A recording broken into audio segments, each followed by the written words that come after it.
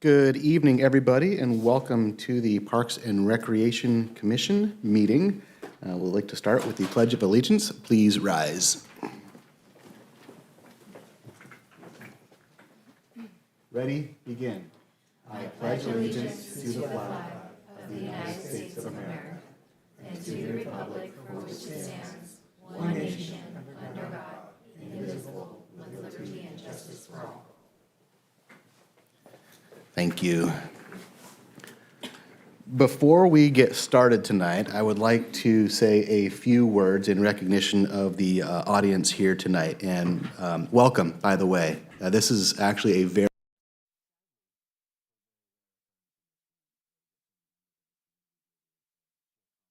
feedback to us. So first of all, thank you for being here. It is greatly appreciated. And I'm aware that there were some emails sent out to many families regarding the permit fee increases, and I assume that's why most of you are here tonight. So I'd like to address that real quick. Many among you have shared your concerns and thoughtful perspectives, and again, greatly appreciated. And bottom line, it does warrant further discussion. So I want to assure you right off the bat that there is no risk of being ignored. You are being heard, and you will be heard. And this will be further discussed. And while we do want to respond to this as quickly as possible, unfortunately, it is not able to be on the agenda tonight. This is something that kind of came to the fore over the weekend, and with the Brown Act, we require 72 hours of notice to the public before putting something on the agenda formally. And when something's on the agenda formally, that means we can discuss it and deliberate it and then make our recommendations to City Council as appropriate. But in order to deliberate that, we have to have it on the agenda, right? So in recognition of that, we will schedule a meeting next week at this time on the 15th, right? 15th? Okay. Next week at this time, and it will be properly noticed and be on the agenda, and we will be able to openly deliberate it and make our recommendations to council at that time. And I want to assure you that all of us up here, staff included, the commission and the council, I know, are committed to finding a reasonable and responsible path forward with the further discussion. But here we are tonight. You're here tonight, we're here tonight, and we want to make the most use of that time as well. So there will be a general comment session of this meeting tonight where you're welcome to make public comment. And I know we have, I think, 7 speaker cards currently. 9 speaker cards. 9 speaker cards. And if you would like to speak tonight, I welcome you to do so. You will be heard. Okay? And if you'd like to speak, please see Ms. Vargas over here, fill out a yellow speaker card, and we'll happily hear you, okay? If you'd like to speak next week, when we're actually able to deliberate it and make our recommendations to council, I welcome you back. Understanding that you've made the time and energy to be here tonight, I welcome you to speak during public comments and or come back next week and speak as well. Before we move on, I'd like to ask Director Community Service, Ms. Finch, to offer a little bit of backstory, kind of how we got here to this point of the sticker shock for the leaks. Thank you, Chair. So as you mentioned, the item could not be agendized. We need to make sure that this is done in the proper forum for proper discussion. I do want to reassure the families that the city does value our youth sports leagues. We are not intentionally trying to put any barriers up to prevent youth from playing in our sports field. We value the volunteers, the partnerships, and we are committed to working with the leagues closely and with the City Council and the Commission to find a solution to this.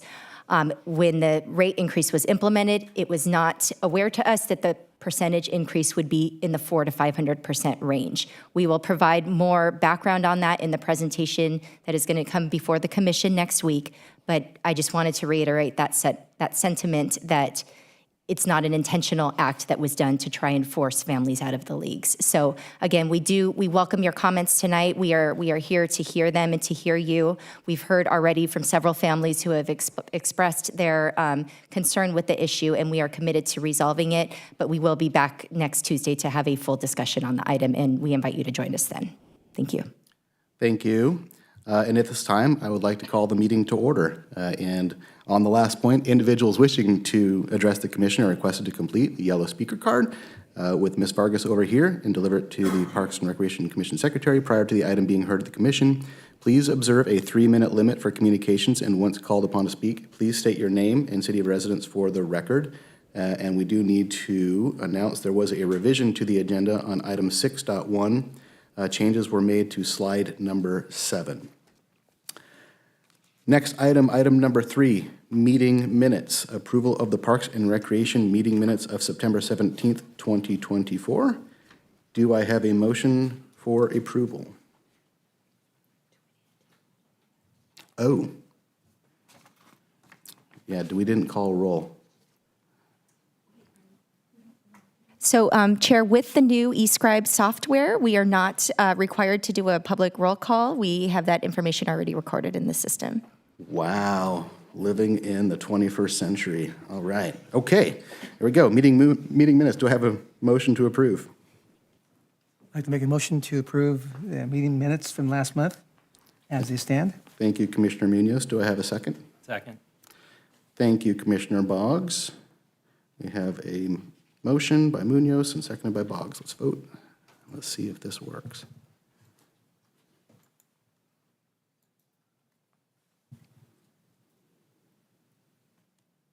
Vice Chair Bass? Got it, thank you. All right, that item passes. Item number 4, consent calendar. All items listed on the consent calendar are considered to be routine matters, status reports, or documents covering previous commission action. The items listed on the consent calendar may be enacted in one motion with the concurrence of the commission. A commissioner or any person in attendance may request that an item be removed for further consideration. Item 4.1, Developer Impact Fee Fund Balance and Bond Repayment for August 2024. Do I have a motion to approve the consent calendar? I'll make a motion. Thank you, Vice Chair Bass. Do I have a second? Second. Thank you, Commissioner Boggs.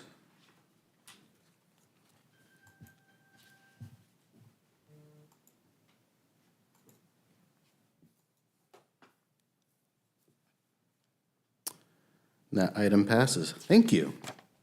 All right, item number 5. This is where we get to hear from you guys. Communications from the public.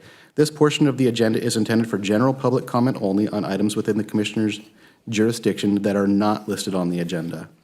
Persons wishing to address the Parks and Recreation Commission are requested to identify themselves and state the matter on which they wish to comment. No action can be taken on matters not listed on the agenda. And please observe a 3-minute time limit for communications, and you'll see the timer on the clock in front of you when you come to speak. We're still at 9. Speaker cards?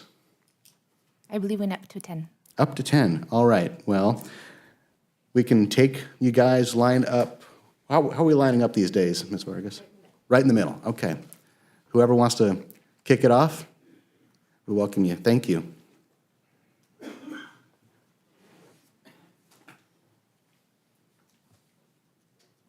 Hello, can you hear me? Yep. Hi, my name is Ruben Pedroza. I am a resident of Corona.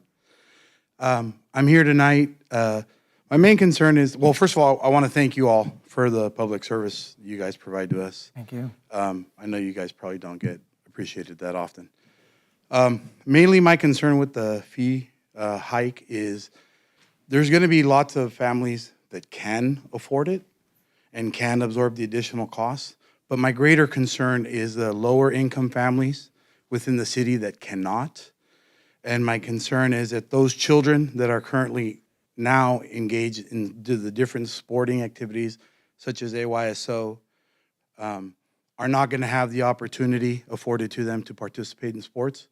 And then through sports and through the participation, learn to become volunteers and to give back through that sporting experience and become positive, good members of our society and good members of our city.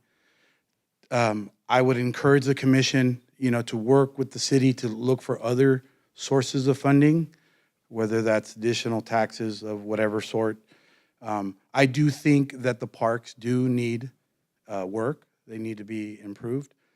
And possibly there's a way to phase the fee increase over a certain amount of time.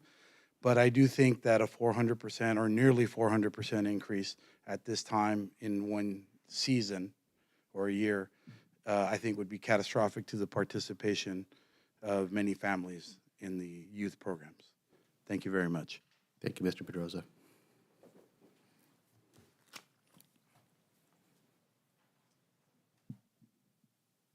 Do I wait for it to go to 3?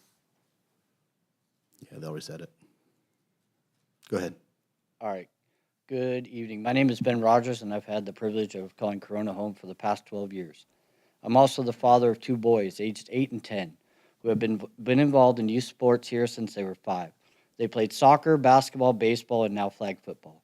And I'd also first like to thank you, Mr. Olson, for taking the moment to engage with my sons at the City of Corona recognition event.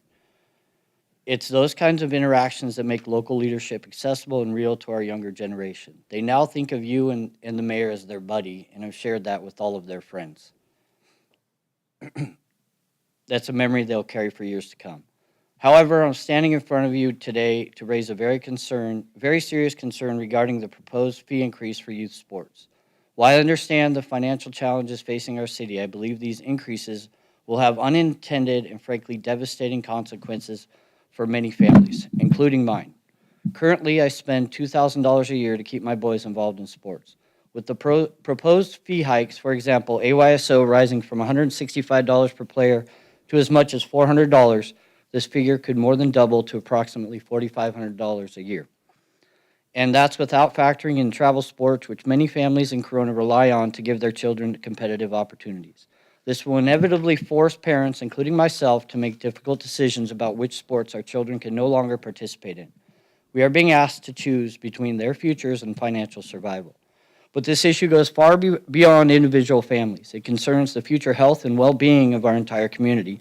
Research from Cal State Fullerton in 2022 involving over 11,000 children found that participation in youth sports significantly reduces the likelihood of anxiety, depression, and attention problems. The benefits of sports don't stop there. Studies from the University of San Diego show that children who participate in sports have a lower risk of chronic illnesses such as heart disease, diabetes, and even cancer. These activities foster strong mental, emotional, physical health, benefits that stay with them for life. If we make youth sports financially inaccessible, we are jeopardizing these benefits. According to Project Play, the dropout rate in sports participation is associated with a decline in academic success. Children who play sports statistically more likely are to attend college. In Corona, a decrease in participation could result in over 2,000 fewer students pursuing higher education, and that's just one consequence. We must also consider the broader social and economic implications. According to U.S. Census data, nearly a quarter of our population is under the age of 18 in the city of Corona. If we reduce access to sports, what will fill the void? Studies show that idle youth are more susceptible to engage in risky behavior and suffering from mental health issues. The long-term costs, both financially and socially, are steep. What we save now in program fees could be offset by future costs in healthcare, mental health services, and even criminal justice. It's clear the fee increases are not just a financial issue. They are a community-wide issue that affects every resident in Corona, whether they have children or not. Youth sports provide structure, discipline, and a sense of belonging. When those are taken away, what fills that space? Are we prepared for the potential rise in crime, mental health crisis, and overall decline in community wellness that could result from denying thousands of children access to? I also recognize that this isn't just about fee increases. It's the broader financial pressures our city is facing. That's why I'm not just here to voice a complaint. I'm here to urge you to explore other, more sustainable solutions. For example, does the city fully explore opportunities to attract more businesses to Corona, which could increase our tax base and bring additional revenue? Are these incentives we could offer to encourage companies to set up their operations here, reducing commute times for our residents and boosting local economic activity? By growing our economy in this way, we can alleviate the financial burden without sacrificing the programs that are so vital to our children's development. Mr. Olson, council members, I implore you to consider the long-term impact of these fee increases. We must look beyond the immediate financial shortfall and think about what this decision means for the future of Corona. If we make youth sports inaccessible, we will pay for it in other ways through increased mental health challenges, fewer kids attending college, and potentially higher crime rates as young people lose access to positive, structured activity. Thank you. Thank you very much. Hello, my name's Ian Miller, Little League, Corona National Little League president, back again 1 month later. A lot more people this time, so that's fantastic. I want to just start by reading the services category in Appendix F in the master plan. And basically, this is the, kind of rationale for why you've increased the fees on us. It says to provide a value-neutral analysis of the city's existing programs and costs. City staff organized each service and program currently provided into service categories. Developing them avoids a structure that lends itself to making cost recovery based on special interests and individual values. Then I go to figure F1, where it says, community services. This was basically ranked by the Community Service Department staff and Parks and Recreation Commission members. So these are your values. This is what you guys chose to do. And you've got us paying 120% cost for reservations on fields. You're a party of this from the beginning, and you can change it. There's this line of argument that it was a mistake to begin with, that we were charged a $4 an hour fee, and that we were actually meant to be charged $11 or $12. But you didn't consult us on that raise either. You're our representatives. Why aren't you contacting us to give us a heads up about these increases or defending our interests? Why do we have to spend time away from our volunteer work to make sure you are representing us? What changed in this city that you decided to go from subsidizing community programs to using them as a revenue stream? You can say it's fiscally responsible, that it's fiscal responsibility you're aiming to achieve, but that still leads to the method. That still leads to what is the method that you chose? You chose to gouge families rather than spread the costs amongst the entire community, like Eastvale does with its community services fee. You chose to categorize these leagues as individualized benefit rather than a common good. Ask anyone, consult the research. Youth sports are good for keeping kids out of trouble, engaged in the community, and socializing rather than hanging out at home. According to your logic, public school is an individualized benefit because a student alone learns to read and write. But we all know that we all benefit when everyone is literate. You can say it's fiscally irresponsible for the city to subsidize youth sports, but we subsidize all other kinds of things in government. This is a choice of spending our money where we determine has the most value. So where are your values? Thank you, Mr. Miller.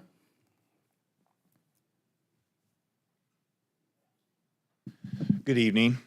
I'm Rich Simpson. I'm also a part of Corona National Little League, a coach and a father, and also on the board alongside Ian. My understanding is this is not necessarily an issue of a fee increase. It's an issue of reclassification of youth sports in the city of Corona. So I'm imploring you to consider any kind of youth sports in the city to be classified as community health and well-being services, and I have some data here to back that up. The President's Council on Sports, Fitness, and Nutrition Science Board released a report in September of 2020 advocating for the benefits of youth sports. The board's findings were based on 49 sources of data and research. The released one-pager, which I can provide, provides a substantial amount of research-supported community benefits of youth sports. And basically, they're broken down into 4 categories. The first is mental, emotional, and social health.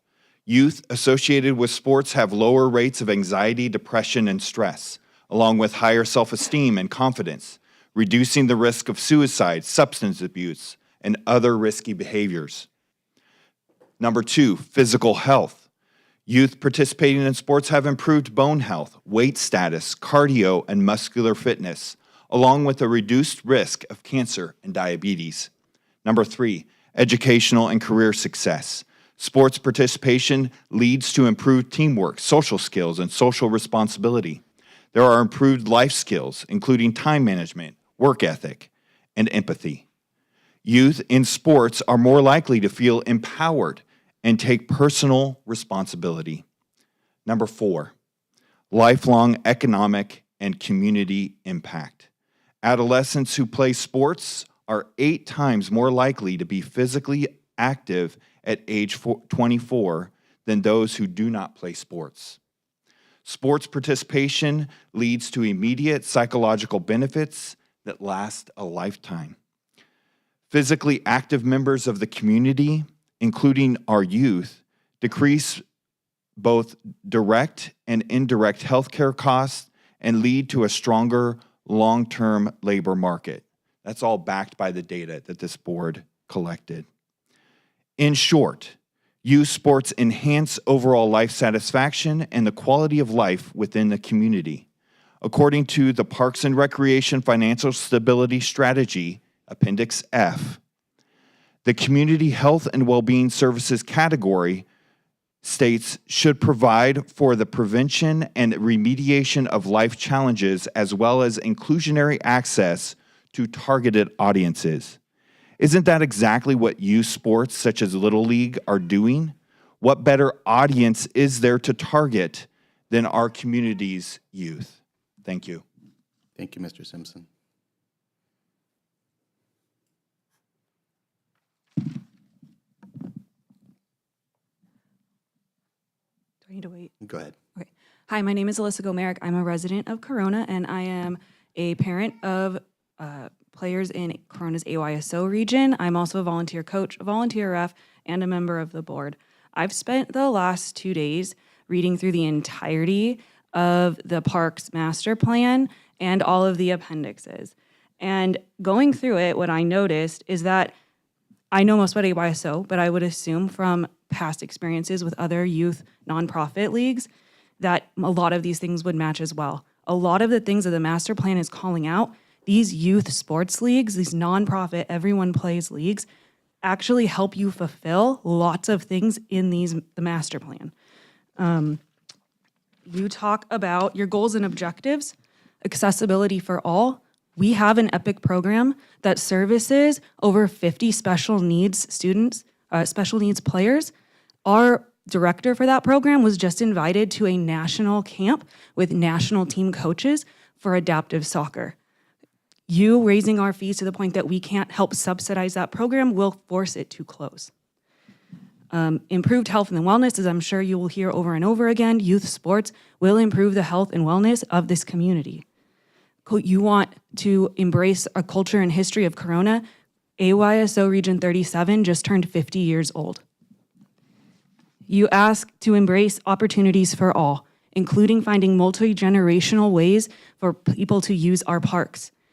I cannot tell you the number of times I see everyone from grandparents to parents coming back talking about how they coached their kids in our league and are now back to coach and ref for their grandkids, or coaches coming back saying they played for us as youth and are now coming back to give back because their children are playing. We embrace that. We service kids all the way from age 3 through 19.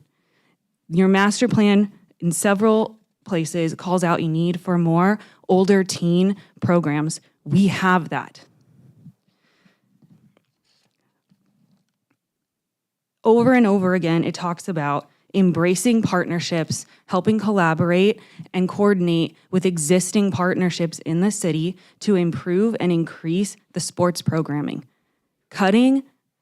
Increasing the permit fees this much, this quickly, nonprofits, we spend all of our money on the kids initially. The only thing we're saving is the amount of stuff to replace big equipment or to have enough money to hold over when things like COVID happen and we don't completely fold. I really urge you to go back through your own master plan and look at where these leagues will already help you. Come to us and ask us to help you meet some of these needs. Thank you. Thank you very much.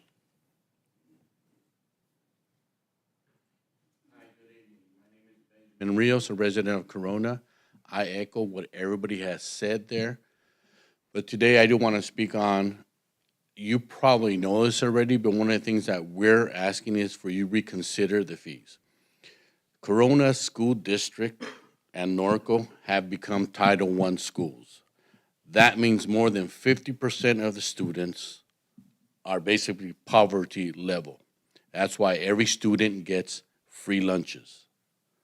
If you raise the rates like you're planning to do, more than 50% of the kids who play soccer are underprivileged, will not have that opportunity. They will lose the opportunity to find friends, learn how to work as a team, and some of them to become champions of a league. Some of these kids will never reach a high school championship team, a college or professional level. A lot of them will go back and say, hey, when I play AYSO soccer, I was a champion. I have a trophy, I have a medal. What more can a kid say that I know what it is being a champion? You raise the rates, that will never happen. Those kids that will lose out on being a champion in soccer or Little League or football will now be maybe running the streets, stuck on the computer playing games, talking to who knows who, inviting them to come over or meet somewhere where something tragic could happen to that little kid. We implore you, we ask you to find other ways to subsidize the community youth. Like everybody spoke here, that master plan, you guys need to revisit that.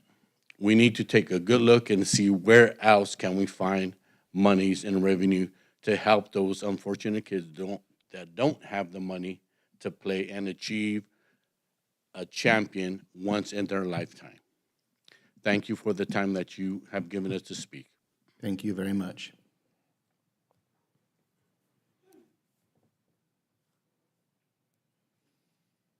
Hello, my name's Melissa Larson Zerbel. I've been part of the AYSO Region 37 League for over 40 years. First as a player, as my dad was commissioner, now as a U19 soccer coach for boys, and on the board. As far as these youths, you're looking at teenagers in my team that are paying their own way for these youth sports. We've grown these teenage programs from being very minimal to being more than double in the last couple of years. Many of our, I just want to let you know that these nonprofits feed our players into the for-profits that feed our players into the high school system. If these nonprofits end up folding, you will no longer have high school sports. People will not be there. And that's really all I have to say is that you're not only damaging the young players coming up, you have these high school students that cannot pay $400 to $500 to play a youth sport when they're paying their own way. They're almost adults, they're working, and their parents are no longer paying for their youth sports. Thank you. Thank you very much.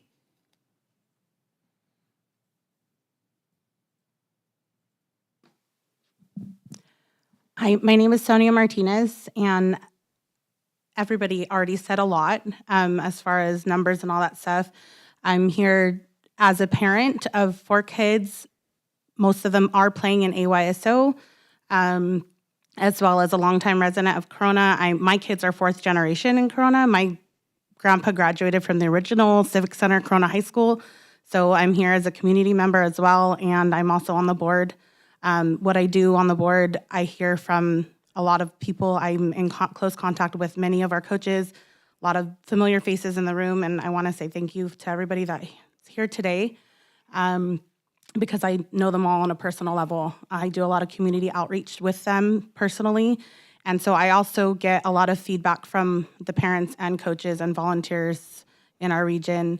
I get a lot of the people that ask for scholarships already as is for the fees that we already have, meaning they already aren't making enough to afford what we do charge, let alone if the fees are increased. That's going to obviously increase, and we won't be able to support all of them. As a parent, I would not be able to afford multiple kids playing at that rate. And so that affects the kids playing, that affects the volunteer level. We struggle already on that level because people don't want to volunteer as much as they should. If we were to increase the rates like that, we would have no volunteers. People would have to work extra just to be able to supply those rates. So again, I'm here on multiple levels. I'm sorry, I hate public speaking.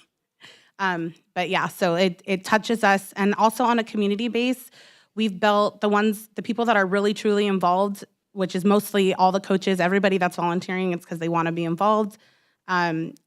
It becomes a community, it's a family. It's more than just we're all participating in this organization. My kids run around Santana because I'm comfortable with them being there. It's a family. Like we have anywhere from 150 to 200 coaches at a time for each season, and we all know them on a personal level because it's become a family for us. So pretty much that's it. Thank you very much.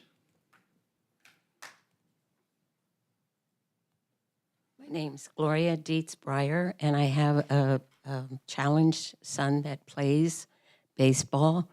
And I've been living here for probably 50, almost 60 years. I had an older son and a younger son play baseball, and at times it was free. Kids could even join for free, and that was awesome. Now everybody has to pay, and it's high already. It can get higher, and then where's the opportunity for these kids to play? The field was right here in your parking lot at one time. It's where they used to come and play. My older son, he played for a long time. Then he coached later on with his father, and he continued to play as he got older as well. So I don't know why the expense has to be so bad. It was free at one time if kids couldn't even afford it, and it was awesome. And I don't know why. The price already is pretty high for one child. I can't imagine parents that have 3 or 4 children if they're not going to be able to have their kids play, okay? And my stepson who plays right now is 43. So thank you. Thank you very much.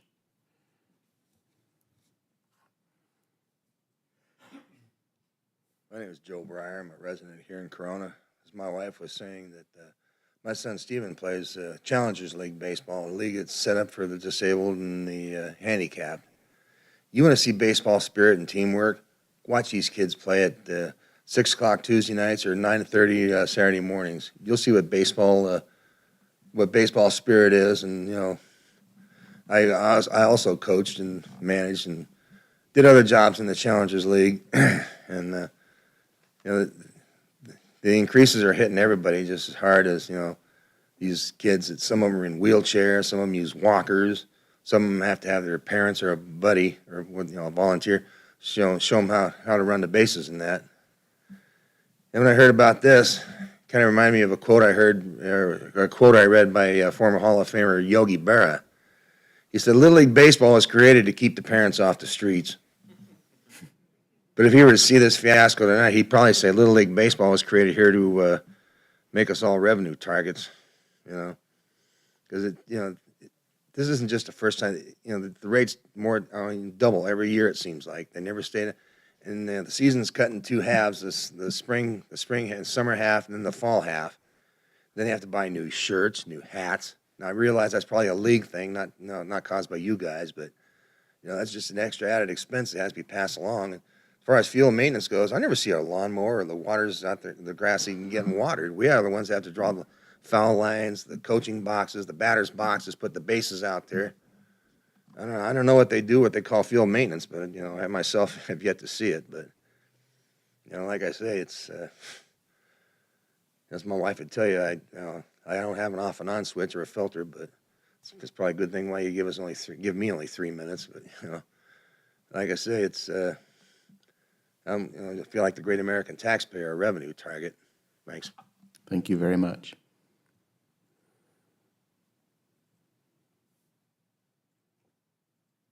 Hi, my name is Samantha Zuniga. I'm a resident of Corona.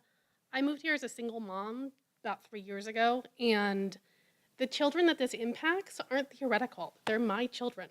We were saving up and we were getting ready to start, and if this increase goes through, he won't be able to attend. So I just urge you to review and to reconsider and find another alternative. Thank you. Thank you very much.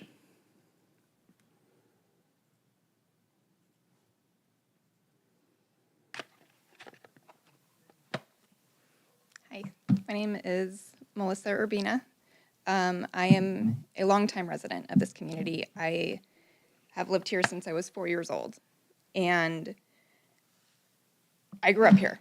As a child, I played in parks, in all the different parks that our community has to offer. I remember running up and down the hills at Butterfield. I remember playing in this parking lot as my brother played flag football. My 6th grade field day was at Mountain Gate Park. These parks are in me. My core memories as a child are in these parks. And I've been able to see my own kids play the same sports that I played, play the same sports that my brother played on the same fields, in the same places. My own children have already participated in soccer, football, and baseball, as well as many other programs that are available within our community. They've also both enjoyed assisting me in volunteering to support these organizations. Being able to pass on the values of sportsmanship and volunteering through these programs is extremely important to me. It breaks my heart that with such a large price increase, that many families will be unable to experience that same joy that I have. They may not be able to afford to allow their children to participate in the youth recreational activities at all, particularly those families with multiple children. At $4 an hour, Corona is already an outlier in charging these youth programs the highest rate in our local area. An increase to $20 an hour is completely unacceptable, even if it was to be phased over a number of years. Whatever budgetary concerns this is intended to address, I challenge you to find a better solution. Do better for our families, do better for our community, do better for our children. Find a better way. I grew up with Corona being a very family-focused community, and it's one of the reasons that we made our family here. I fear that this price increase on this scale would severely jeopardize the ability of our community to live up to that. Do not let the children of this community bear the cost. Thank you. Thank you very much. Is there anyone else in attendance who would like to address the commission? You need to unlock your iPhone first. Okay, thanks, Siri. Ms. Vargas, do we have any written comments on this topic? No, Chair, no written comments. Thank you. Again, I want to thank everyone, those of you who spoke, thank you very much. Very thoughtful and considerate comments, very much appreciated. And for those of you who are here in observance, I thank you for being here as well. And for those of you who are watching from afar on YouTube or some other place, there are about 35 folks here in the room tonight, maybe 35, 40. And your presence is very much appreciated. So thank you very much. We are going to turn the corner to the rest of the meeting tonight. And again, a little bit of the process. We heard you tonight during general comment. Next week, there will be a meeting specifically to discuss this topic where we can make some recommendations, hear some more facts about it, and make our recommendations to the council. That is our purpose in this process, is we are an advisory body to the council. The council will then hear their, basically they'll be presented with same information along with our recommendations, and they'll provide some direction to the staff on how to move forward from there. So that's kind of the process and how it will play out. So I welcome you to, revisit us next Tuesday and Wednesday or watch from afar, but know that you've been heard tonight, and I thank you again for coming out. At this point, we are going to turn the corner, and please hang out for the rest of the meeting. We got some really cool stuff to talk about, including some improvements to the parks, which are pretty exciting. So hang out and check that out. Item number 6, administrative reports, and item 6.1, community services report, and a report by Ms. Finch and staff. Thank you, Chair Olson. So we have our monthly community services report where we provide an update on our recreation services programs and our facility parks and trails activities. For this month, we're going to be discussing some of our upcoming events that we have planned for the month of October, as well as early November, including our Halloween Weekend event, which is coming up this weekend. And Mr. Lass will be talking specifically about the activities that are planned for that. We also recently conducted a survey on entertainment for our concerts in the park, and we have some great feedback that we'd like to share on the results of that survey as we start to plan our activities for the next season. In addition, we have some updates on recreation program stats. This is a new item that we are going to be bringing before the commission on a recurring basis, where we're talking about the participation levels in our programs, some of the activity that we're getting through See, Click, Fix for our park maintenance requests, our parkway maintenance and graffiti. So this is our first update to be able to provide to the commission on that. And then we're going to go into, on the recreation side, an update on some growth that we're seeing in our youth volleyball program. And then turning over to Mr. Cortez, who's going to provide the update on facility parks and trails. He's going to be talking about the Corona Beautiful cleanups that we had occur over the past month, as well as some upcoming cleanups that we have planned. We're also going to give an update on the U.S. Forest closure. Many of you may have heard that the Forest Service had previously closed access to the Cleveland National Forest. There has been some emerging news on that topic that we're going to provide an update on as well, and Mr. Cortez will share that information, as well as talking about our winter field renovations. Every year, twice a year, we do renovations on our soccer fields and once a year renovation on our baseball fields, and we'll be planning for our winter renovations, and we have some information to share on that. So with that, I'll go ahead and turn it over to Mr. Last to provide the update and get us started on recreation services. Thank you, Ms. Finch. And fall is here, and it's one of my favorite times of the year, especially the month of October, because there's so many cool things going on. And I just wanted to draw your attention as well as our community and invite them out to see some of the great things in store in the days and weeks ahead. So first of all, we will be having our Halloween Weekend event that's going to be taking place this weekend. I'm going to talk a little bit more about that on the next slide because there's a whole lot going on. Our senior center is going to be taking a bus trip to Oakland to enjoy apple season. So they're going to do some apple picking. They're going to be having some lunch, apple cider donuts, all that good stuff. But just a real great time out for our community to socialize and really take in the beauty of the season. We'll be doing Corona Beautiful 6th Street cleanup on 10/19. On 10/19, we have a new co-sponsorship event, and that's the Leukemia and Lymphoma Society Light the Night. It's a cancer remembrance, but a real beautiful display. It includes lanterns and luminaries. It's a new event for us this year, and I'm sure it's going to be really powerful, really moving, and really beautiful. On the 22nd, we're going to be working with the Construction Industrial Education Foundation. And basically what they do is promote trades. So they're going to be offering field trips, outings for our local high school students to learn about the construction industry. There's going to be operational equipment and different folks you can talk to and learn more if that's an opportunity you're interested as we kind of figure out what we're doing with our lives and where we're going. So I think it's really neat to see the display there, and that'll be taking place at Santana Park. On the 24th, the Senior Center will be having their Halloween party, and that one's sold out pretty much as soon as the tickets open, with a line all the way out the door extending onto the street. Our seniors love to dance, they love to have a good time, and they really have an amazing sense of community there, so that'll be a really fun one. New for this year, as part of our co-sponsorship program, we'll be working with the Corona Art Association to host their Beaux Arts Ball, and that'll be taking place at the Circle City Center. That's a ticketed event, but a real beautiful evening gala out to support our amazing local artists. On the 29th, we'll be having our adaptive Halloween bash. So our community will be engaging in all kinds of fun activities there during the week, getting ready for their Halloween weekend. And then just save the date, on November 2nd, another co-sponsorship event is our Amber Waves of Grain beer festival that takes place at Dos Lagos.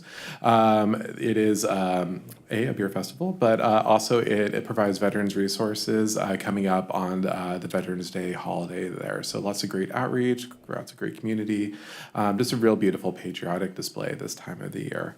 And I will say there's other surprises too, so please make sure you're following the City of Corona, Corona Recreation, all of our channels there. We're sneaking in little fun things. Like I said, this time of year is just so much fun. We are having a great time as programmers, and we're just always trying to figure out other ways to continue to enhance our schedule here. Thrown off by the buttons today. All right, so this weekend is the big one. So Hall Weekend is back. This is our 5th year doing it. It's been under so many different variations and incarnations as we moved past the pandemic and really solidified this event. But this weekend we will be having a carve and coffee at the library. So that's going to be 18 plus. So free date night. Go and paint some pumpkins, decorate them however you choose. There's going to be some great coffee on brew. And the team at the Corona Public Library is just so creative, so fun. They're gonna have all kinds of cool ideas for you. And we're really pleased that they're joining us part of the festivities this year. On Friday night, before Saturday there, we will be doing a screening of Winchester, about the famous Mystery House up north there. So it's a traditional haunted house movie in our most historic space. What's not to love? And the tickets are absolutely free. So if you just want to enjoy a beautiful scenic night out, a little fun here at the Historic Civic Center, this is a perfect event for you. And I believe we already have 100 people sign up for it. So we have a little bit more space, but plenty of room for more. And then on Saturday, we have our big day. So that's our big shebang. That's like the Hall Weekend proper. So at 5 o'clock there, we will be opening up our treat trail. We have amazing turnout from our local community partners. They're each going to be hosting different booths, trick-or-treat stops for the young and young at heart. There'll be little games and activities. And then also we'll have food trucks. We will have our friends from OBC Theater, who are pictured there, in full costume display. They'll have some different outfits this year, of course, but they're for your photo ops. Looks really good on your social media feeds there. And then we did get our maze approved by the fire department, so they'll be taking place in the gym. So we'll have a little haunted attraction you can walk through. Not too scary, I promise.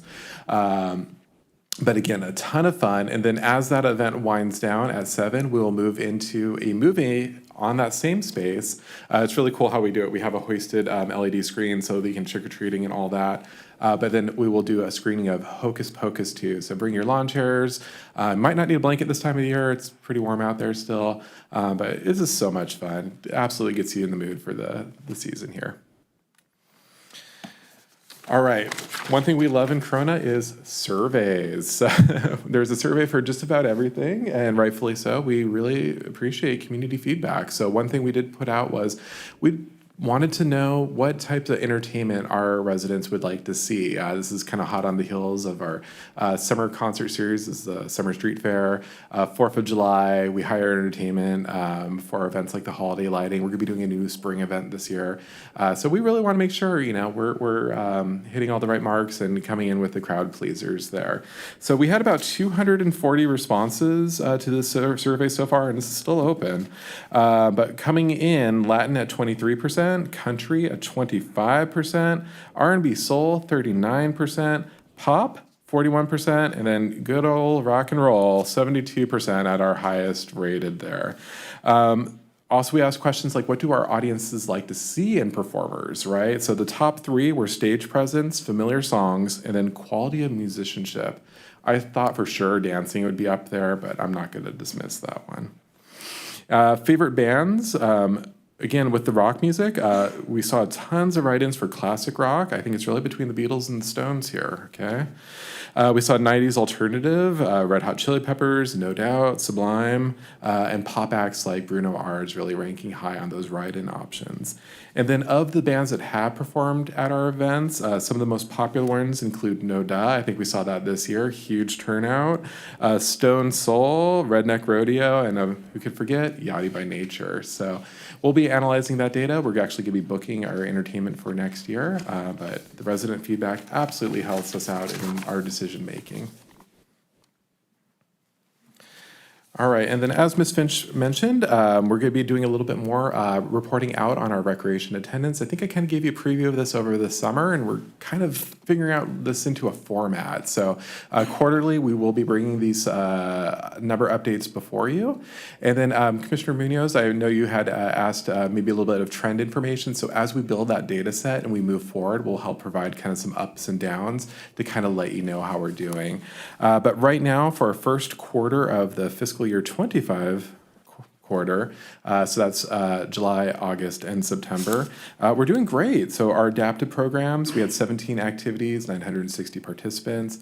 Our contract classes, or the classes that you typically see in the brochure, we had 111 different activities. You break that down out into about 198 sessions, and then we had about 1,300 participants sign up this last quarter. Facility reservations, our team helps process room permits. So those are indoor use of the CCC, Victoria, and other city facilities. We had 159 of those. We also processed 107 picnic area permits. And that's actually really good for this time of the year. I know the season's been beautiful. But we also have some major improvements to our reservation system where you can do more of this online. And we'll be bringing you an update on that at our meeting in November. Kids Club and After School, since we were on the cusp of summer break there, we did have about 113 participants in our Kids Club summer camp program each week. And then as we moved into our traditional after-school programs, we are at 8 sites, and we are up to about 440 participants. So that's about a 75 number increase over last year. So that relationship with the school district has been really strong and steadily growing. Senior Center offers about 51 activities, and that's each month. We have, on average, 944 unique clients that come in, so we're not duplicating those. It's, how many unique individuals we serve. And then new for us, we're 1 year out on our congregate meal program, but this quarter we served almost 5,000 meals, and that's a real powerful testament. I really believe that's kind of at the heart of any high-performing senior center. Special events, we killed it this year, especially in the summer. We had our 4th of July. We went into our summer street fair that expanded from 4 to 5 nights. And then we launched our new Movies in the Park program, where we screened 20 movies total over 5 weeks. So that was absolutely incredible. We had about 30,000 in attendance for those events all combined. But then we also worked with our community organizers on 6 different city co-sponsorship events. So our special events team has absolutely been growing and doing so much in this community. Volunteer programs, we had about 868 registered volunteers for this last quarter. And slight typo there, but we had about 5,000 hours of service delivered this last quarter. And if you saw Miss Maddie's presentation at the volunteer recognition, what an absolute testament that is to how much our residents care, how much they give back. And I believe she shared a figure of what that equates to in value. And each year it's about $700,000 in service to this community. Absolutely incredible. And then rounding out, the city does offer some youth and adult sports. We focus really on learn to play and introduction. But we had 36 youth teams this summer, which represents 301 players, and 76 adult teams for 641 players. So lots of folks being served, lots of different program variety, lots of good things happening out there. And then I just wanted to call out one of our programs. I try to touch upon some of the things that are maybe lesser known or not quite as big as some of our other things. But this fall, in progress right now, we had a major development with our youth volleyball league. Last year, you may recall that we had introduced that program. We were trying to replace something in the schedule as community youth sports group for flag football, which we had traditionally offered. Our interest waned, and that's absolutely all right. We just kind of fill in the cracks, and we try to find new things that engage residents based on the feedback we received. So a lot of folks were saying volleyball. We had 37 people enrolled for it, but unfortunately we didn't have enough for a full league. What we did is we flipped it. We ran a clinic instead. It was a little bit of a different play, but allowed us to really focus on fundamentals and skills and, really the fun of the game. But most importantly, what we did was we did not cancel. We could have easily said, oh, don't have enough people, we're going to give it up. But our team really doubled down. They wanted to stick to it. And this was great because it allowed us to retain staff. It allowed us to focus on building on the program. But it also kind of allowed us to seed those players to get ready for the next year, invite friends. And here we are in 2024, and we've had some success. We had 76 enrolled, and I'm pleased to report we have actually 8 teams now going. So participation did double. And our players are just so excited to be there. Here's a picture of them there, but our staff, our players, everyone's just having a really good time. Program's about 8 weeks. There's one practice, one game, and it just runs for the fall. It's a very short season, but it gives a taste for the game. It's all about learning to love to play, and that's what we focus. So I just wanted to give a huge shout out to our youth and adult sports team, including Chelsea, Nico, and Lexi, for really just doubling down, making this come to life, and most importantly, having fun with the kids and our adults too, because recreation is so important to what we do. All right, and with that said, I will turn the mic over to Mr. Cortez. Thank you, Mr. Lass, and good evening, Commission. I have some updates for you for the Facilities, Parks, and Trails Division. First, we want to highlight our last cleanup that we did at Santana Park on September 12th. We kind of mixed it up a little bit. We did it on a Thursday afternoon, so we had about 40 volunteers out there, and we kind of focused around the skate park, that section of the park. Went ahead and repainted that fence around the park, or around the skate park, I should say. We mulched some tree wells and also did some litter pickup. It's a nice little afternoon event. Actually had a lot of our high school and junior high students out there, so kind of nice to interact with them. And our next one will be coming up on Saturday, October 19th, and we'll be doing a 6th Street cleanup. So we'll be working on the easterly end of the 6th Street, going through cutting weeds, removing graffiti, picking up trash, kind of cleaning the gutters. So that'll be kind of a moving cleanup. We'll make our way down towards Lincoln and then turn around, come back the other way. As Ms. Finch mentioned, we do have some forest updates. So when we put our presentation together, we actually received some last minute information late Friday, and the U.S. Forest Service reduced the closure. So they had essentially closed everything from the San Diego County line down to the Orange County line. They have now reduced that, and that has what that meant for us is that our trails are back open again. So we're going to actually re-implement our guided hikes. So we have enough time to re-implement them. We had 2 more planned for the rest of the year. We had one in October and one in November. So I'm working with the volunteer team over on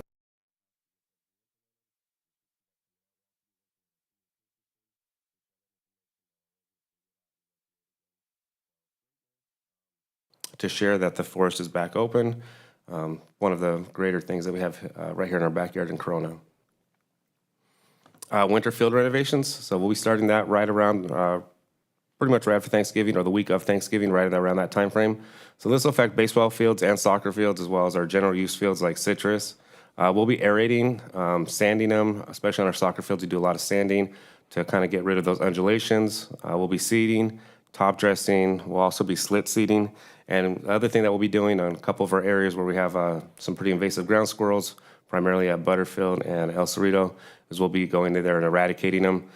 When the fields are closed, it allows us to get in there and safely perform those services.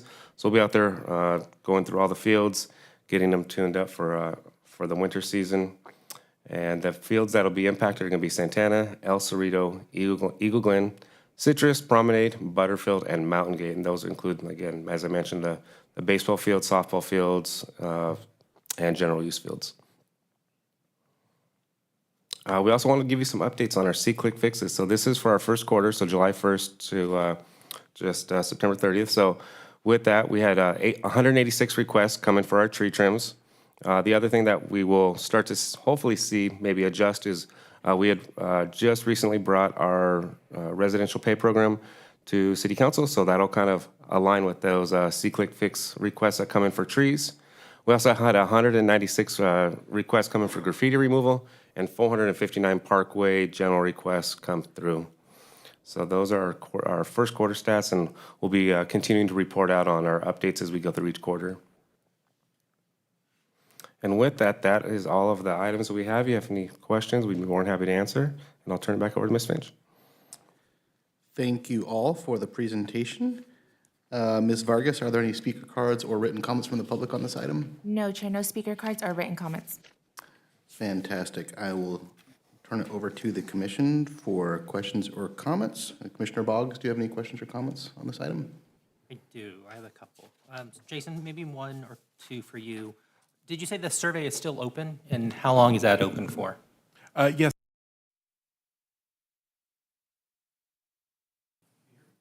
No. Oh. I'm sorry, our survey on the entertainment preferences, we will actually leave that open for the remainder of the month. It seems like the interest is kind of tapering there. But we did do push outs for all city major platforms through our marketing list, just to try to encourage participation there. And how many have participated so far? How many responses? Last I checked, it was close to 250 respondents. Okay. And then on the first quarter, on the recreation participation, where appropriate, do you break this down by age, gender, and ethnicity?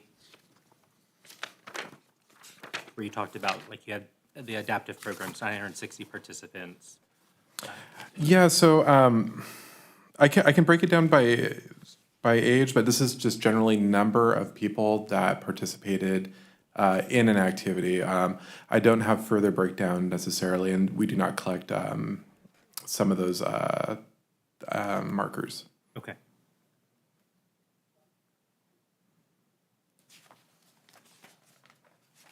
And that's it. Thank you. Thank you, Commissioner Boggs. Commissioner Munoz? Yes, thank you. It's exciting to hear, well, the group today that came to the meeting. Thank you for that. Also exciting to hear about upcoming events that our community will be going through in October. And I like the idea with the CIEF trades coming to speak to the high school students. Not all kids can afford to go to college, but they can afford to listen. And then be a part of the trade program, whether it be like welding or automotive and obvious things that we need in our community. Again, a little different than Dr. at my right over here, but just more into the Hollow Weekend. To get a time for kids to get out there, be with families and see a movie and partake in gathering candy. I like the idea that Hocus Pocus Phase 2, Part 2. I'm glad to hear the entertainment survey results, whether it be 23% or up to 72%. I'm disappointed in the Latins. I didn't partake in the survey myself, so I'm part of that low results there. Although when we were there, though, we did very well with the crowd dancing, and my wife and I were out there exploring the pavement and having fun with that, so it was good. And I want to shout out to the Senior Center, too, the amazing quantity of people being served meals. And is that typical, that high, or is that low, or? Well, that's a new service for us. So, we started probably with about 30 to 40 meals. We continue to grow it. That room is very full right now, and we're continuing up to order. And a huge thank you to the Riverside County Office on Aging, Supervisor Spiegel, everyone that helped us develop that partnership, because that is a service that we are now implemented. It has been running a year. And remember, that's one part nutrition, but it's also just gathering around the table, breaking bread, having social life, having something to look forward to, 5 days out of the week, where you can come in, you can chat it up, everyone's, welcome and, treated with respect and a good meal too. Real powerful, real core things as when it comes to the senior programming. Right. So what I'm hearing out of all that is that whether you're a youth, 4 years old, participating in sports with their families, and whether you're a senior citizen, 95, 6 years old like my father, you still want to join forces with your neighbor and talk and share and be part of the community. So again, high five to the people here tonight to talk about that. We need to be constantly reminded about that fact. I like the idea of youth volleyball league growth. It's big with watching it in Olympics this year, whether you're in the sand or indoors. It's amazing what we go through as athletes. And then semi-lastly, I like the idea that we are opening our trails up again. As a Boy Scout leader, I know I have fond memories of going on hikes, whether you're at the 5-mile hike in the mountains behind us or a 50-mile hike in New Mexico. Either way, you're sharing some food, you're sharing your tent, and just with the bears and having fun hiking, creating memories for kids. Those memories, my son and I went hiking in Philmont and had a great time for 10 days. I think I lost 10 pounds. But gain it all back. But still, at the end of the day, you have good memories with your child and the good memories to talk about for years to come. So it's good to hear that they're back on guided hikes. What's the theme of the hikes this year? I don't have that information with me at the moment. I apologize. But I know there are two, one in October and one in November. Okay. Now, I know in both those months and in December, a lot of the shrubs will be blossoming, and the heteromeles, for example, will get their red luster of fruit there, so that's good, cool to know. And good to hear that we'll have our field renovations starting here in late November through January. So I did get some feedback a couple weekends ago from a friend of mine who said, look at your look at your fields, and not really how good they were, but how bad they were. So it'd be nicer to hear some good things here in January about how good our fields look like. And then lastly, on the C-Click, that's good that that's being utilized. Are those numbers typical for tree trimming and tree removal? Are those numbers typical for graffiti removal? Yeah, we're trending pretty much like we have in the past, so nothing too out of the ordinary on that. And then I'm big on parkway maintenance. Is that a pretty high number or average? It's about average. So parkway maintenance is kind of one of the broader categories in there. So that includes like a broken sprinkler, trash on the side of the road, something along those lines. So that number typically is a little bit higher, whereas these trees, is very specific. Graffiti is very specific. So that parkway maintenance one's kind of broad. It could be, trees, debris, whatever. So. Okay. And then my last question on that particular item is that will we be hearing anything more in the near future about parkway maintenance, median maintenance? Yes, so I was actually chatting with Ms. Finch, and we'll be bringing a presentation next month to you guys on some of the infill planting and the plans we have to plant some of these vacant areas. Okay. Thank you very much. Thank you, Commissioner Munoz. Vice Chair Bass? Thank you. Quick question on the Halloween activities coming up for Halloween weekend. Are these like dress-up activities, or is this optional, or how should people plan to come? Well, I think you can always get into the spirit, no matter how you choose. Just abstain from, any weapons or anything that, could be a little scary. But traditionally, the Saturday event is a dress-up event. So we have trick-or-treating on the lawn, and then we have all the festivities. You can participate in costume if you so choose. It's not required. And then you can stay as long as you like for that movie as well. But we do see a lot of people dress up, and there will be a costume parade for those who do participate. Okay, great. Yes, I agree with the other commissioners. I love the survey regarding the entertainment. I think it's going to set us up for future success. So thank you for doing that work. And I love to see the traction on the Kids Club after-school program. I know that, how many participants did you say that were up this year? We're about 75 over last year. That's so great. And we're actually one site less than last year. I was just about to ask, are we at more or less program sites? And maybe in the future, we'll continue to grow that and provide those services? We're also even looking at some different avenues. I can't say too much just yet, but this program is conducted in partnership with the school district. So we kind of work in good faith and as a partner to them to be an arm to provide recreational services after school. So we're exploring different avenues to bring services to the residents. It's so valuable for the families and to help support working parents and the different families. So, oh yes, and I wanted to say great job on the youth volleyball league. I know that it can be so hard the first year to start it, and so kudos for not giving up. And that you just got to sometimes get it going and get it started and work out some of the kinks. So thank you for that, and I'm really excited to see that continued success. Okay, I'm a little scared to ask this question. When you say eradicate, what does that mean for the squirrels? Well, so we have to go and we gas them. So we use a chemical. We do gas them, unfortunately. And that's how we eradicate the ground squirrels. They do a lot of damage. I do see that. Yeah. It's like They do a lot of damage to the turf, and we don't want to create those liabilities of having holes everywhere.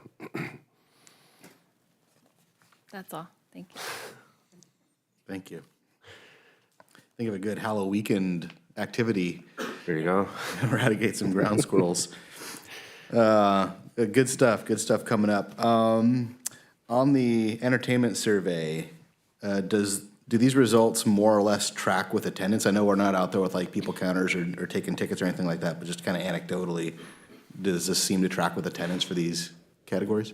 Yeah, I would say this is more of like a trend kind of response. The numbers are not indicative of the community as a whole. I know Kishmer has made the comments regarding Latin Night, and 50% of our community being Hispanic. So I think that's something we have to definitely evaluate. Does it track with our census?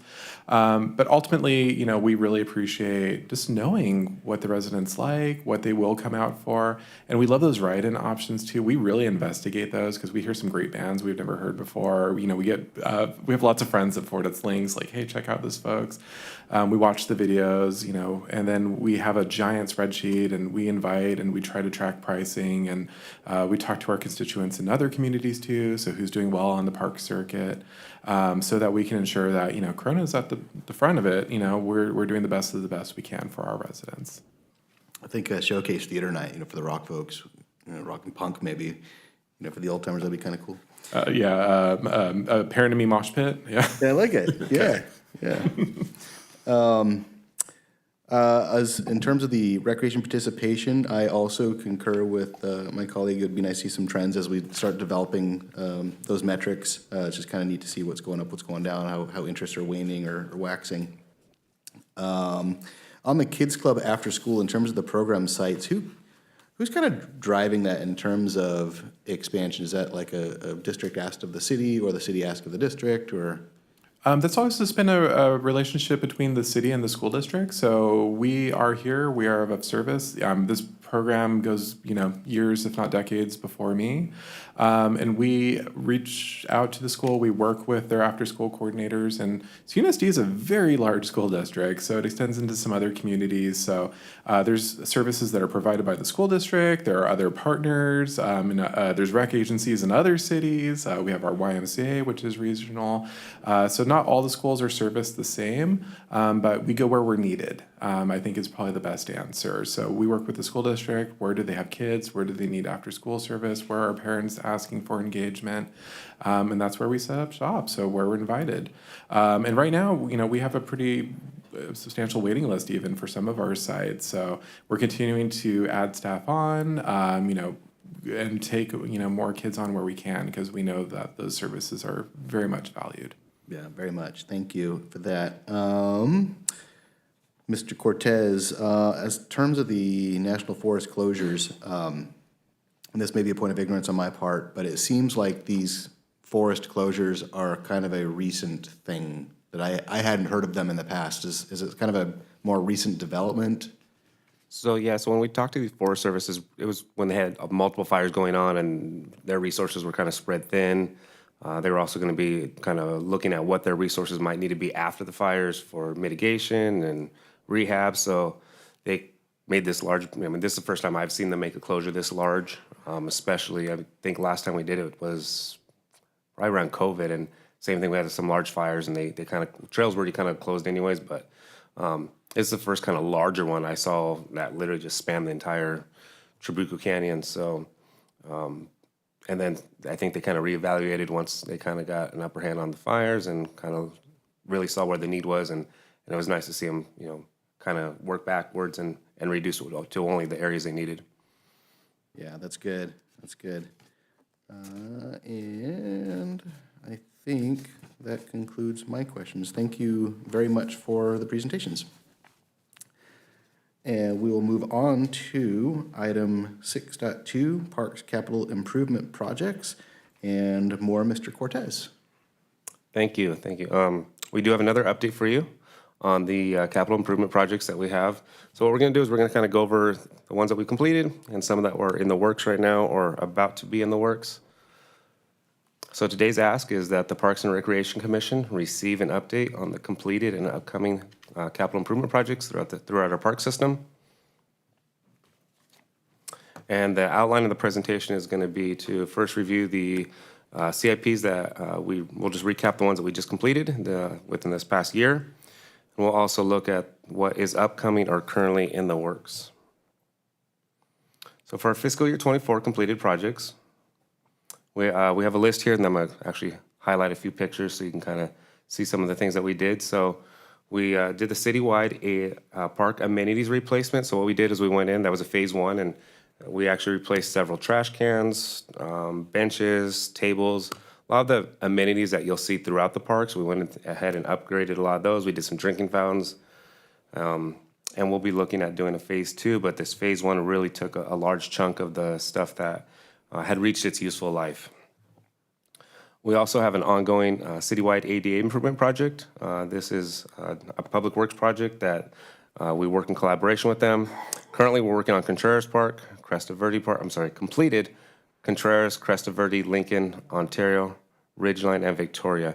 And those are anything from ADA signage, parking lot striping, concrete ramps, ADA accessible tables. So several things, including actually some rubber surfacing to get to some of the playground amenities. So really broad scope of work. And again, this is ran by our Public Works Department. The Parks and Recreation Master Plan, oops, I skipped one, Lincoln Park Fitness Equipment. If you guys have been out to Lincoln Park, you'll see that a lot of, actually that whole circuit has been completed. The DG Trail was actually improved as well. So if you go on a Saturday morning or even any morning, that park is hopping. Everybody loves to be out there walking the loop.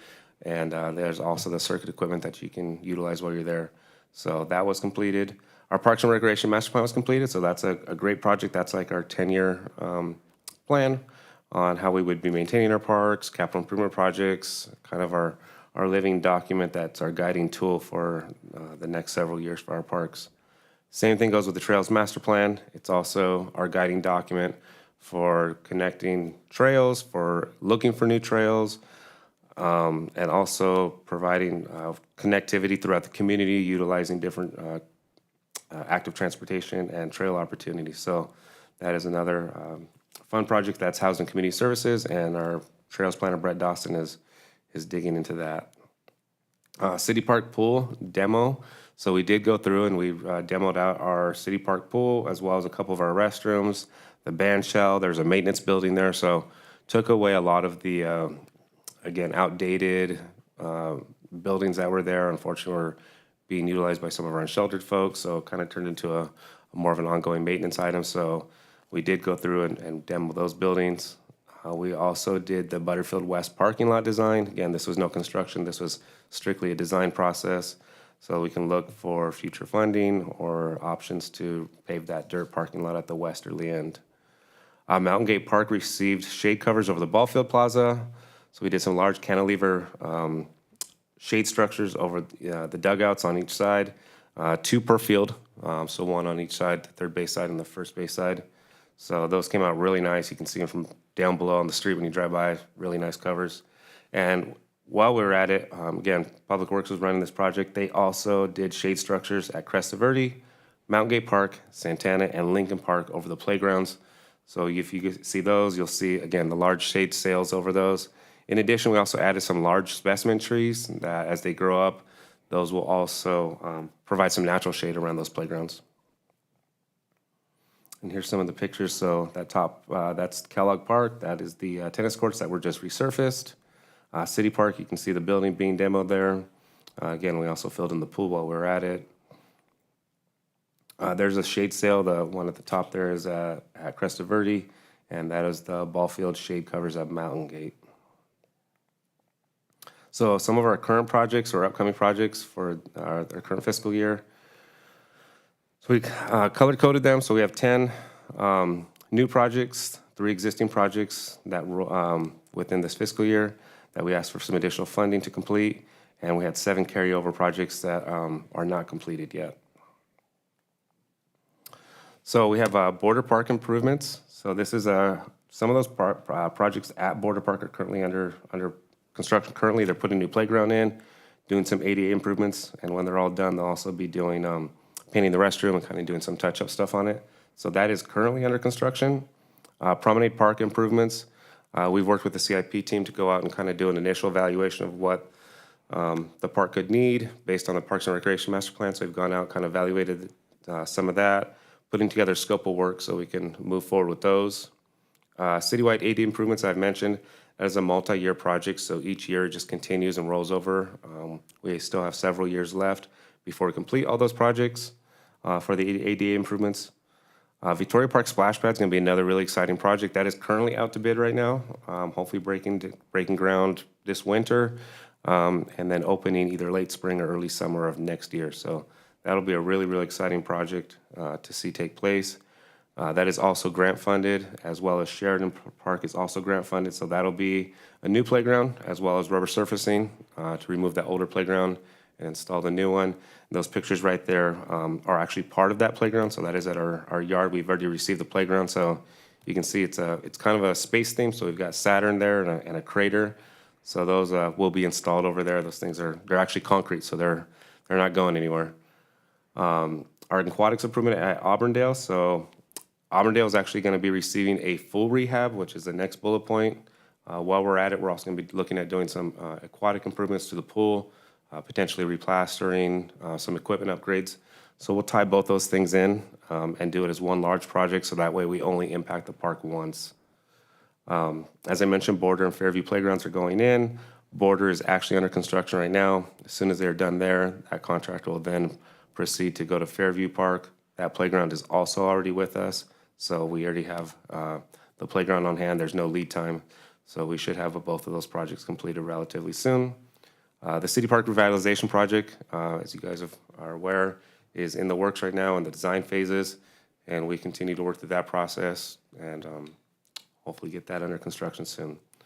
Griffin Park enhancements. So this is a phase 2. We did receive a California State Park grant for $2 million to finish up the phase 2 of this. This includes a restroom, some additional walking trails that are going to be composed of decomposed granite, a lot of additional landscaping, native plants. We're going to kind of do an interactive educational piece. So a lot of the plants will be, the stuff that attracts hummingbirds, butterflies, bees, that kind of stuff. So we'll be able to scan the QR codes, provide a little bit of educational piece on that. We're looking at doing some kind of, not a full playground, but maybe some kind of amenities, like maybe a climber or some other interactive pieces that can provide some exercise as well as some interactive features. So we'll be looking at what we can do there. And then Mountain Gate Playground Phase 2 is a tot lot, so it'll be for the smaller kids. That playground we also have, and again, we'll be moving into that this winter to get that installed. Some of the trail projects is that our trails planner is working on is Eagle Road Trail Access. So that is in the design phase, just kind of looking at scopes of work. Fred, we have several trail amenity projects that we're working on. The scope of work's already completed. Some of these projects we're gonna be doing in-house, so our trails planner is working on putting a bid together to obtain the amenities, and then we'll be actually scheduling the installations in-house. So those amenities will include bike racks, kiosks, drinking fountains, benches. So whatever trailhead you go to, you'll know it's a Corona trailhead. They'll all have very like amenities, and those will be at the SART trailhead, the Santa River trailhead at Green River, trailhead at Metrolink Station. The Sheridan one should have not been in there. I apologize. That's a typo. And the Skyline Trail amenities. The Wardlow Canyon Trail, that is a fairly large project. We'll be working with our Public Works team on that because that is going to take some design work and will be a larger project. So that is a project that we'll be working with our Public Works team to assist us on. And also the Skyline Trail Access Bridge, that is a project that has been ongoing for a while now. We're still working on the design and working with our consultants to get all the proper documents and easements, as well as the environmental, since we have to cross the creek, completed.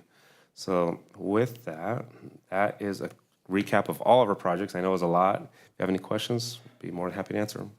I'm sure we do. I will begin with, pardon me. Ms. Vargas, do we have any speaker cards or written comments on this item? No, Chair, no speaker cards or written comments. Thank you very much. Commissioner Boggs. No questions, thank you. Thank you. Commissioner Munoz. Yes, thank you. Great presentation.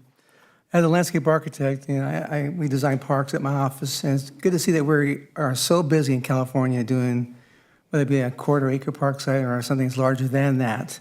But it's really more exciting as a commissioner to see that we're doing that plus some in Corona.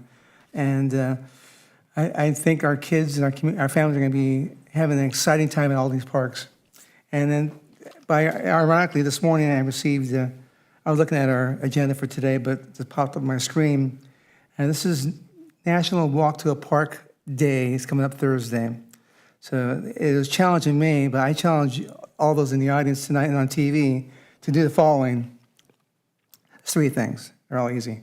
walk to your favorite park, take a picture with a nice camera or a phone of your experience, either, I guess, from your house to the park itself or just at the park site. And 3, submit your photo through October 10th, which is just a couple of days. Send it to Ms. Finch or to Mr. Lass or to you and or the commissioners, and then we can brag about that.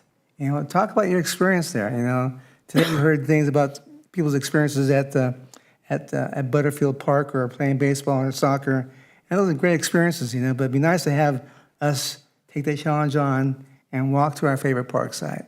You know, I know where mine's at. Mine's at Border Park because we lived there for 23 years, not at the park site, but next door.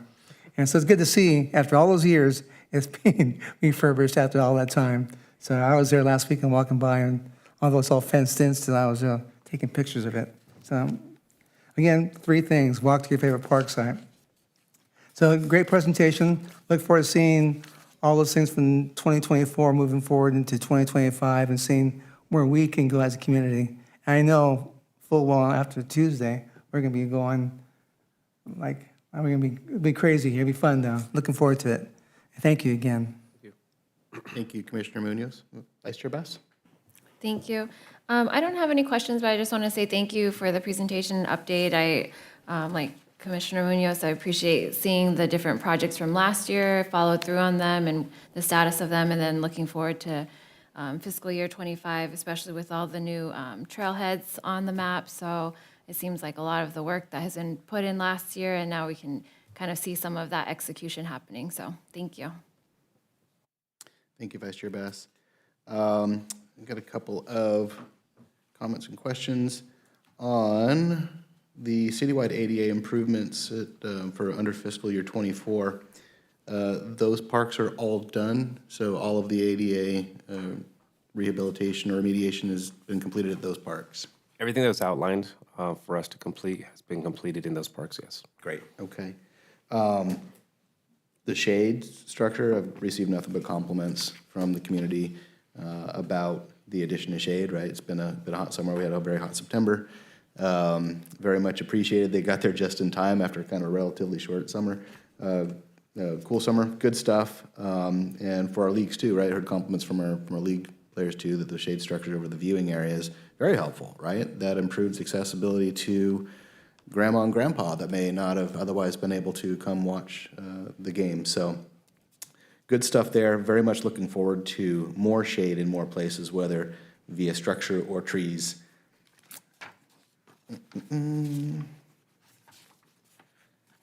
Okay, under the fiscal year 25 parks, CIP, the items in black, the carryover projects, were these items that were intended to be completed in fiscal year 24 but couldn't be? Or they were just scheduled in such a way that they were inevitably going to carry over into fiscal year 25? So, yeah, so several of these, because of the size of the project, are larger, would take multiple years to complete. You know, we go through the design phase, funding, and then construction. So, because again, they were intended to be multi-year projects and roll over. So, some of the smaller projects, again, we can complete in a single fiscal year, but some of these larger projects take multiple fiscal years to complete. Okay, so kind of just measuring the risk of, as we go through this process, how long does this list get? You know, does it? Well, hopefully we're completing stuff Right. on the back end that's starting to age out. You know, as we construct them, then we can start the next phase of projects. And again, the master plan's been really great to help us with that guiding document. So we'll probably see again as we present several months or a year from now on these. You'll see some that will make it on that completed list, and then we'll have a whole fresh batch of them. And you'll probably see some of these that are in design phase that are still a rollover. So. But yeah, it's a continuing revolving process. Gotcha. Thank you. And on the fiscal year 25 trails CIP, the next slide,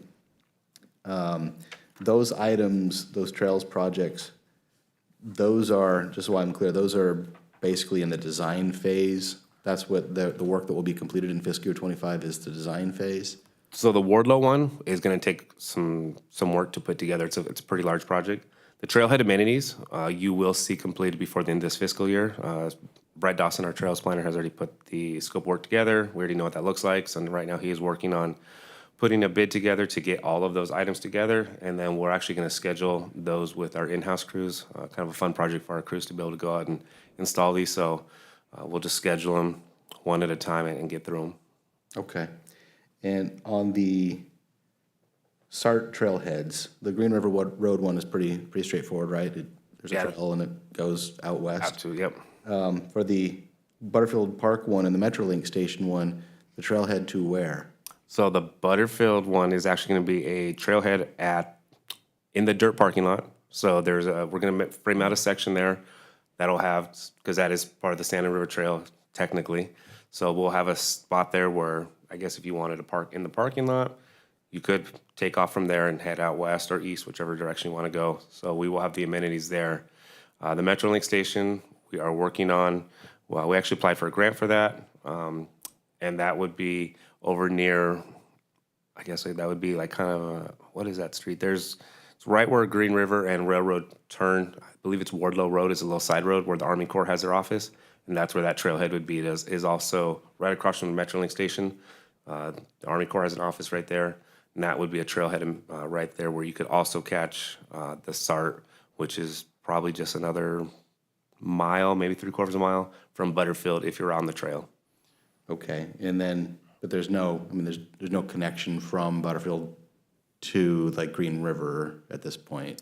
Not an official one. I mean, the dirt paths there where you can see people are technically using it, but the actual official trail is not constructed this time. Gotcha. Okay, and I apologize. Going back to the Griffin Park enhancements phase 2 with the DG work, is that kind of going down that backside down there, down to like Brittany Road, Brittany Lane? So we won't go down on the backside just because the steep elevation is really hard to make ADA requirements there. There's an asphalt path that comes from that community down there and kind of goes up. That'll remain. A lot of the work's going to take place up around the existing dog park. There's a lot of land there that used to be grass. Right now it's just dirt, so we just keep the weeds down. We'll be improving all those areas so that you kind of have more of a park-like feel around the dog park. So that's where the trails will be. That's where the circuit equipment will be, some benches and a lot of landscaping. Okay. Thank you very much.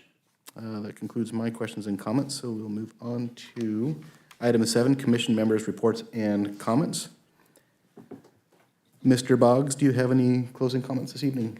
I don't. Thank you. Thank you. Commissioner Munoz, do you have any closing comments this evening? 2 things. My wife and I are going to a Claremont home tour this weekend. Should be a lot of fun. It's competition with Corona. So see what they can do, and I'm sure it'll be fantastic. A friend of ours invited, I think, us to that event, so we're going to take him up on that offer and go have fun with that. And lastly, I guess, is the Mountain Gate Phase 2. I'm hoping that we'll hear about a competition to name that park or name that theme. Is there a theme animal to that? Do we know?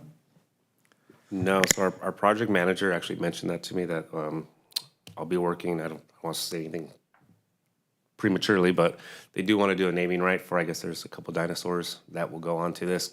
So we currently have the woolly mammoth that's already there, and then we'll have a couple dinosaurs that we'll be sharing with you guys on. Yeah.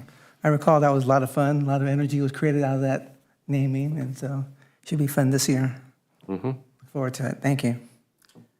Thank you. And Vice Chair Bass?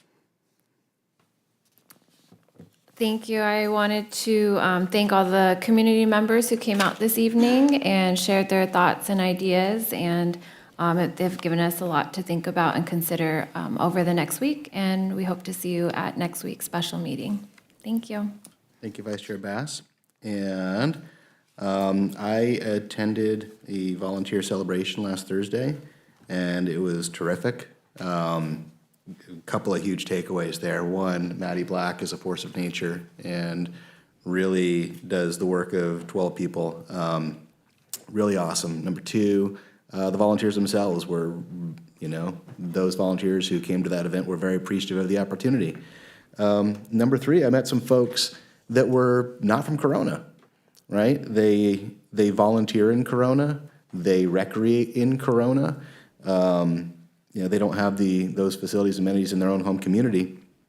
And it was great for us to thank them for, for volunteering. They were thrilled to be there. So really great event. So, for the folks who showed up, it was a great way to celebrate them. And I look forward to more opportunities to do so, because it's such a great thing to say thank you to our wonderful and growing volunteerism in this community. Lastly, for those of you who have been here the whole meeting, again, I thank you for being here. I hope you saw some stuff tonight that gave you some inspiration that we are very much plugged into the community and want to do better for the community and improve life for the community. That's why we're here. That's why we're all doing this. Is to make life better in Corona, and the parks are such a huge and central part of that, and recreating in those parks is huge and central to that. So understanding that youth sport leagues are integral to the fabric of our community, and thank you very much for those who spoke, for those who spoke, our 11 speakers tonight, and thank you to those of you who didn't and were here to observe. I appreciate you again, and look forward to continuing that discussion. And with that, thank you for joining the Parks and Recreation Commission meeting. We will adjourn the meeting at 7:35, and the next meeting of the Parks and Recreation Commission is scheduled for next week, November 15th, 2024. Thank you very much.